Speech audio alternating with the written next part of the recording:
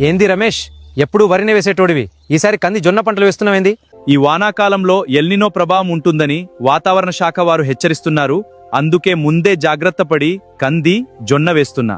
El Niño అంటే ఏంది? Pacific మహాసముద్రంలో సముద్ర జలాల ఉష్ణోగ్రత పెరగడం వల్ల ఏర్పడే వాతావరణ పరిస్థితిని ఎల్నినో అంటారు. ఈ మార్పు ప్రపంచవ్యాప్తంగా వర్షపాతం, ఉష్ణోగ్రతలపై ప్రభావం చూపుతుంది. దీని ప్రభావం మన నైరుతి ఋతుపవనాలపై కూడా ఉంటుంది. అయితే మన తెలంగాణలో పరిస్థితి ఎట్లుంటది? జూన్లో వానలు బాగానే పడవచ్చు, కానీ జూలై ఆగస్టులో వర్షాభావ పరిస్థితులు ఉండొచ్చు. ఎక్కువ రోజులు వానలు పడకపోవచ్చు, వేడిగాళ్లు రావచ్చు, పంట దిగుబడిపై ప్రభావం పడొచ్చు. ఉత్తర దక్షిణ తెలంగాణలో వానలు తక్కువ పడొచ్చు, మధ్య తెలంగాణలో బాగానే పడే అవకాశం ఉంది. అయితే రైతులు ఏం చేయాలి? ఒకవేళ భూగర్భ జలాలు, బోర్లు, నదులు, చెరువులో నీళ్లు తగ్గిపోయినా రైతులు నష్టపోవద్దని తెలంగాణ ప్రభుత్వం ప్రత్యామ్నాయ పంటలు వేయాలని సూచిస్తోంది. కంది, పెసర, మినుము, జొన్న, సజ్జ, కొర్రలు, నువ్వులు లాంటి పంటలు వేయాలి అన్న. వరి తప్పనిసరి అనుకుంటే స్వల్పకాలిక రకాలు ఎంచుకోవాలి రాజన్న.